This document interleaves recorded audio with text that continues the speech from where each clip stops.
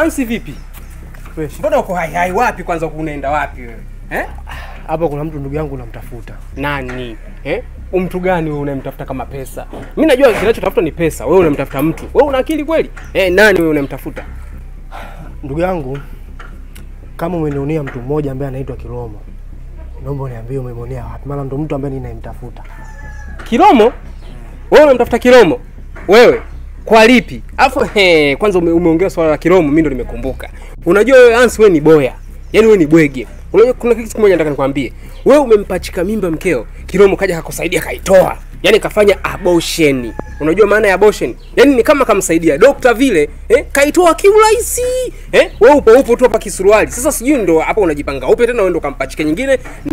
Inawezekana kama sio Kilomo hata mimi mwenyewe naweza nikaja nikaitoa. Kwa sababu mimi nikiangalia wewe unakuwa unampiga sana Kilomo. Lakini sasa yule Kilomo kaja akafanya revenge. Tena bonge la revenge haijawahi kutokea.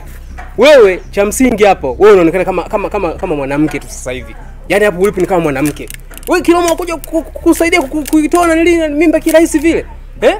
Wewe bwege kweli wewe rafiki yangu. Sasa Kilomo mimi sijamuona lakini kama unaenda kumtafuta nenda kaendelea kumtafuta huko. Hivyo mkinga. Wewe una akili kweli wewe? Nakuuliza una akili? Alafu nisikilize kwa makini. Mimi na wewe sina ugomvi wowote kabisa. Umeona mimi sina ugomvi wote. Sasa mimi nakuuliza kwa mara ya mwisho. Umemwona Kilomo au hujamuona Kilomo?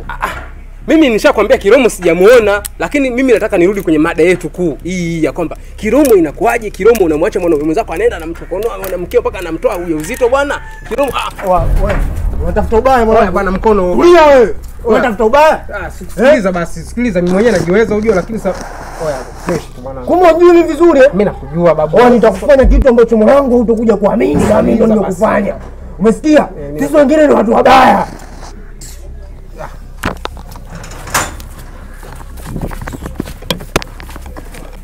Unajua hii imepanda ndege, hii imekata tiketi. Alafu sikia nikwambie mimi nilikuwa nakustai ujue nimekuifuata